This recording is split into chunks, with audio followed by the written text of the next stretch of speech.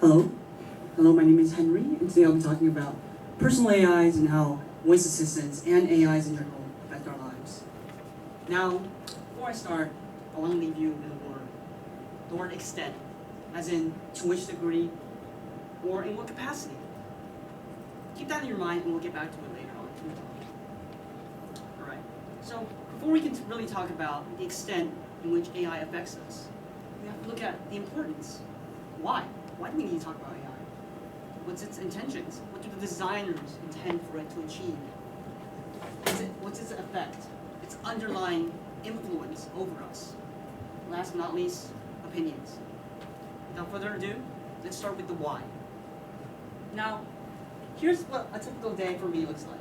I assume for many of us here, it pretty much looks like this. But here's when I can implement voice assistants and AIs into my life. The only time I can't implement it is when I'm asleep, is when I'm unconscious. So it's baffling to see how it affects us. Here I have multiple examples to reinforce that idea to you. Now for shopping, I can ask it to create a shopping list, sort of stuff I need to buy. Or I can ask it, what do these clothes look nice on me or not?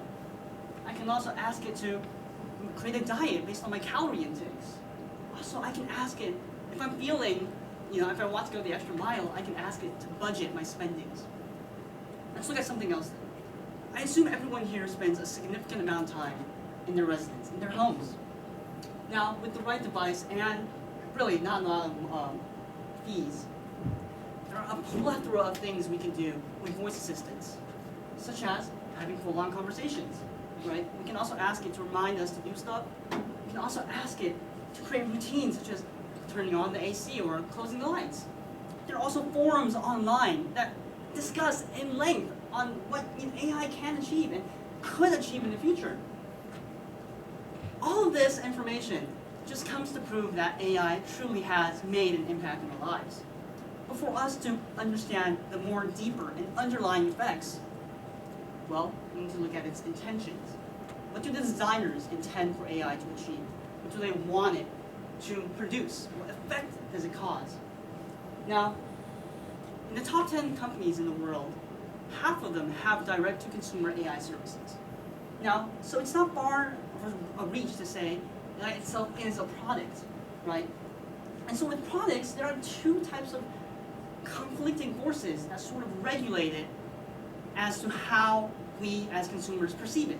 On one end, we have the regulation side, where it protects our rights as consumers. On the other hand, you have the fulfillment side, right? The developers want you to extend your usage, engage more with it. So what I mean by these two, specifically for AI, is one is designed to protect you, but this also means it could harm the profits for the companies. And specifically for AI, it lacks the guideline for accuracy.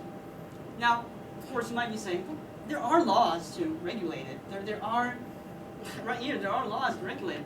But these laws don't come in effect now. They come in effect in the future. The law in Taiwan there isn't an enforcement date. So all this just comes to show when we are using AI for critical information, there could be serious harm done without the proper guidelines and regulations. Now, on the other end of the spectrum, we have fulfillment. What does fulfillment mean? Well, I think it means continued profits for the company, continued consumer interest.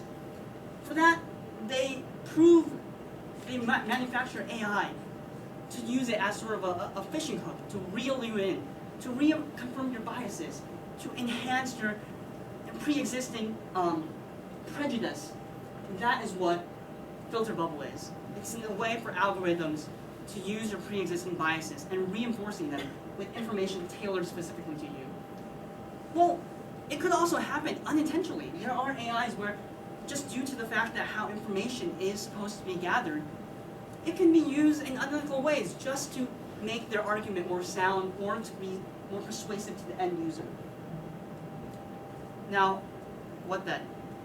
I've mentioned the good things about AI, I've mentioned the bad things about AI. Are we supposed to not use it at all when there's so much irrefutable utility? Well, I guess that boils down to the effect. Now, Notice here how I use effect rather than affect. I like to I'd like to invite all of you to think. Is it fair to judge mobile devices in an era where only flip phones exist? Is it right to judge motor vehicles when we only have access to the steam engine? All of these ideas and all these technology are constantly changing.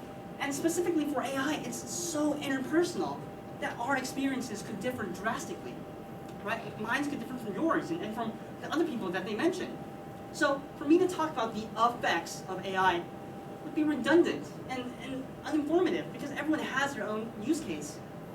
So what I want to focus on is the effects, the underlying effect that AI poses to achieve. And we can do that by talking about its aspects.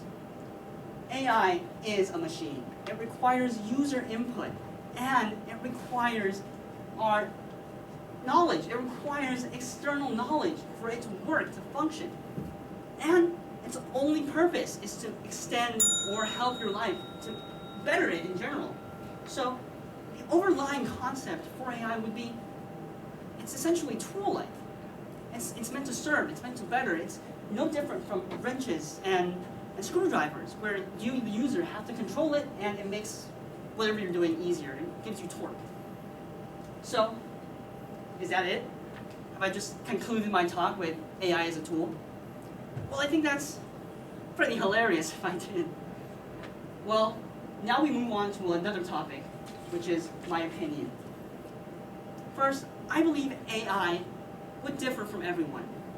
It's something that is highly interpersonal, but also it depends on how you want to use it. Remember the term I asked you to remember in the beginning of the talk? Here is what I mean, the extent of tools, right? If it's so interpersonal, if it varies from each individual, we alone wield the power to control it, rather than the other way around, for AI to control us. And that is the takeaway I want all of you to have with this presentation. Now, I guess I have a little bit more time, so I like to think of it like, what makes me different from AI? I'm serving myself as a tool right now. I'm informing you. I have biases. I have misinformation. I potentially have misinformation.